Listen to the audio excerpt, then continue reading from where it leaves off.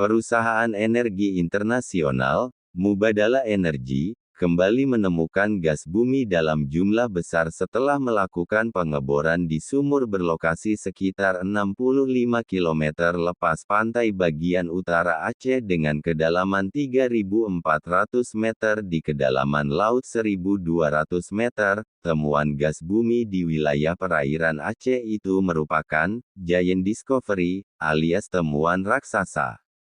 Penemuan berurutan dengan potensi lebih dari 6 triliun kaki kubik TCF gas akan menjadikan blok Laut Andaman Aceh sebagai salah satu pemasok gas terpenting di dunia.